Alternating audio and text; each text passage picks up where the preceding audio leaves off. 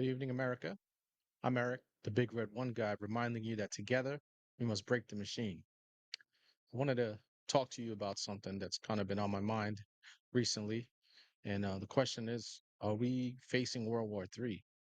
I personally feel that it's right around the corner. I think it could be avoided, but I think we're just skating on thin ice as a nation. And ran across two articles from Newsweek that I wanted to bring up. And I want you, the viewer, okay, to think about it after I discuss this a little bit with you. Something you should think about, and things that you should be prepared for. Do you have enough water? Do you have food? Do you have stuff stored?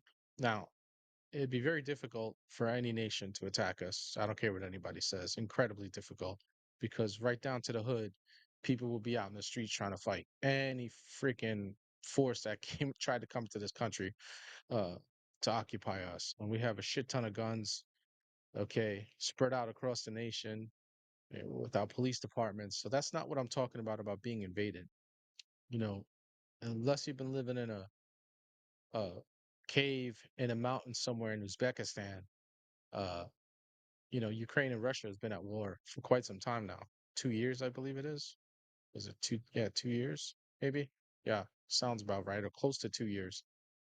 And we've been spending ton of money in Ukraine you know, and the reason we're doing it is because, the Biden administration is compromised. They owe Zelensky. Um, he saved their ass.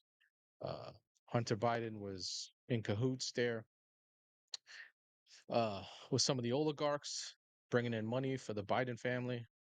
And, so they owe him. They owe him a lot. Zelensky knows where a lot of bodies are buried. And he's a corrupt individual, okay? He's not somebody that should be, revered for like he's some sort of freedom fighter because he's not. Okay, he's essentially persecuted Christians. He's gotten rid of all his political uh, opposition in the country. He just did all the same thing that Putin's been doing for 2 decades, and he's like Putin light. So he's not somebody that needs to be revered. Um, but we're spending a lot of time and money. Uh, Okay, what anybody says, we got people over there, uh, special forces and whatnot, and every time we give them a system, we have to teach them how to use it, right? So they're not all coming over here to the United States. Like, we train a lot of forces across the world, okay? And, they come to our military schools, a lot of the Army schools, Air Force, Navy, and even some Marine schools, okay? And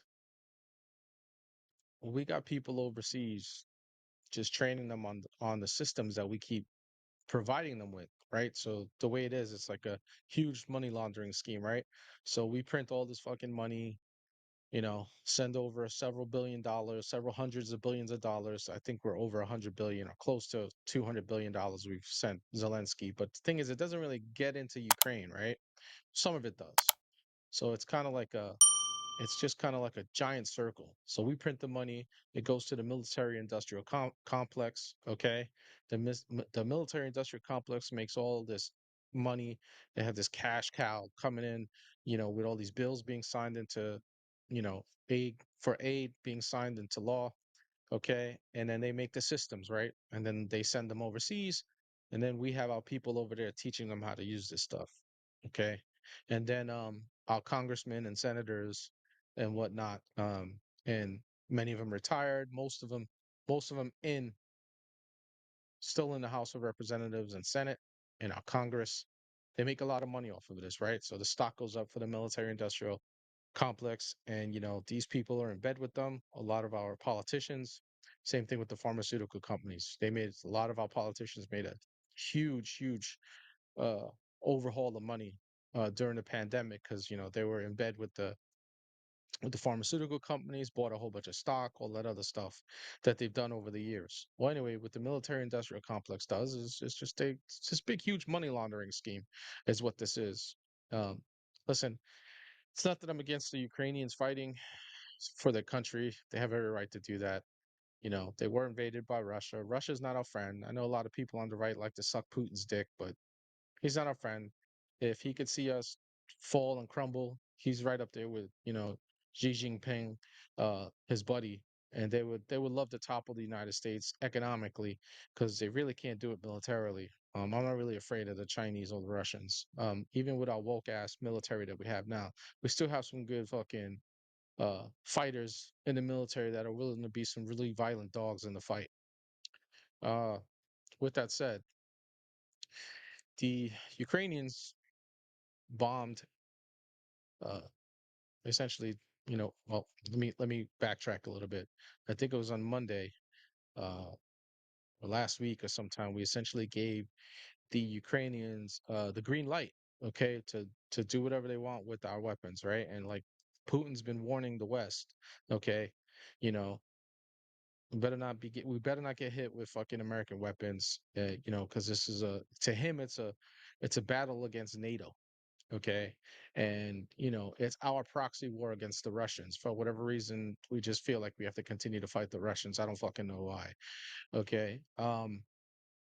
So to him, it's a battle. He's old school Russian, right? He was part of the Soviet Union. He was a KGB dude. So he's a hardline like Russian, where his country means a lot to him, just like he's a patriot for his country. He's fucking. I don't think he's like a good person, but that doesn't mean he's not a patriot to his country, right? Because like he's gotten rid of all his opposition too, arrest people, had people assassinated, and all kinds of shit. It's the reason why he's been in power. And even when he walked away, he placed a puppet there so that he can fucking tell him what to do. Then he came back. The Russians keep electing him. Whether their elections are free or fair, I don't know. Our elections aren't free and fair, so who the fuck are we to judge, right?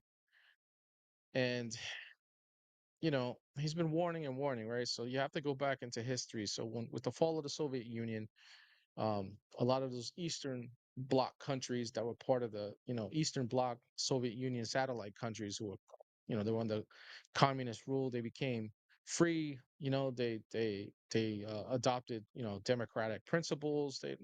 Nobody has a republic like we do, right? They became a little bit more democracies with parliaments and all that other bullshit, and the power changes depending on how many people you have in your party, all that other crap that fucks up everything. That isn't really true democracy anyway. Um, Actually, it's probably better that way because true democracy is absolute anarchy, mob rule.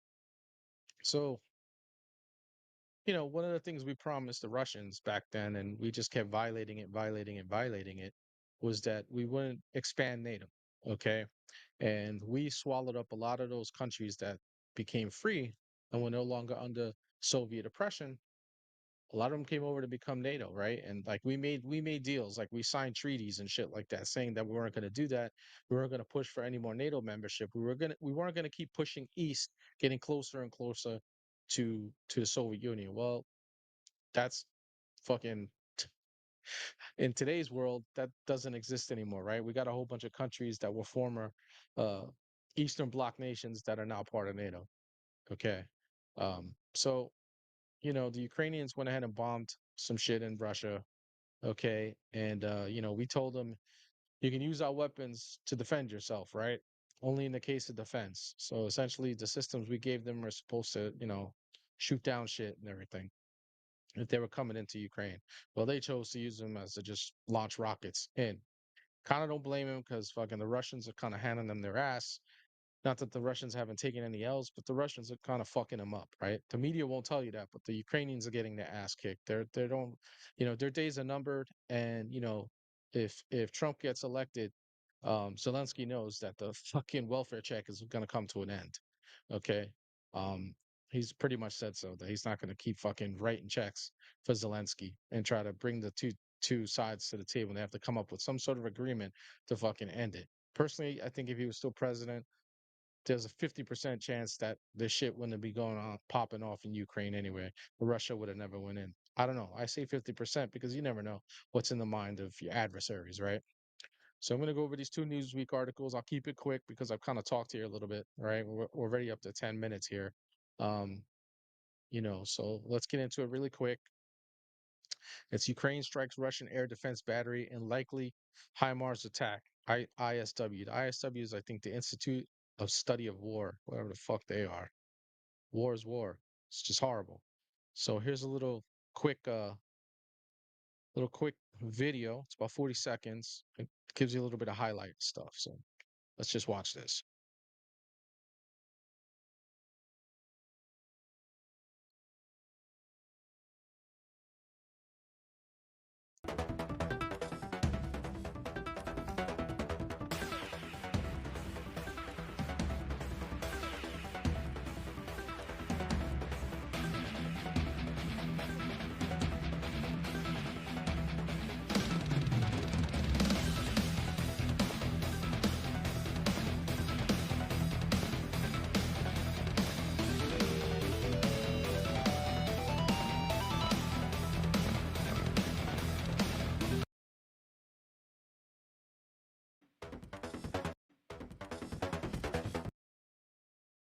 So that's that, right?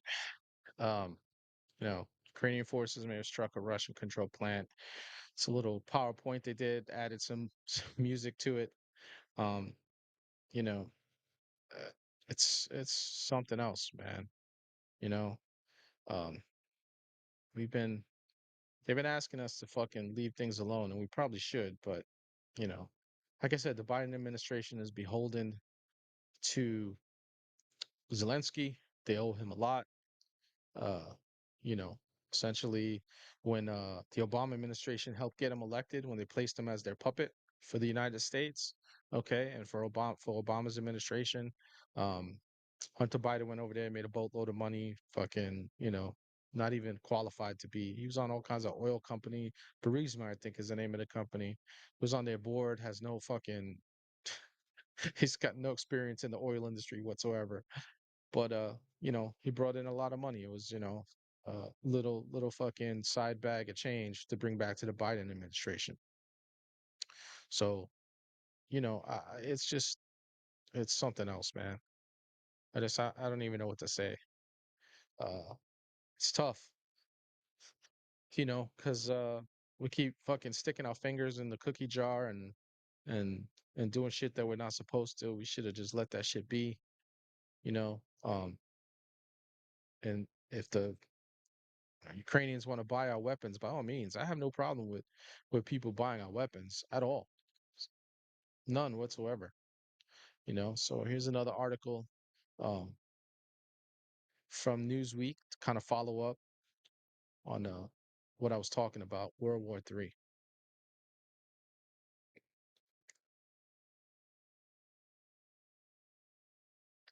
The article states World War III has already begun, claims Russian state TV. They put another little 49 second. This one's 49 seconds. Little video together, so way you guys can see it.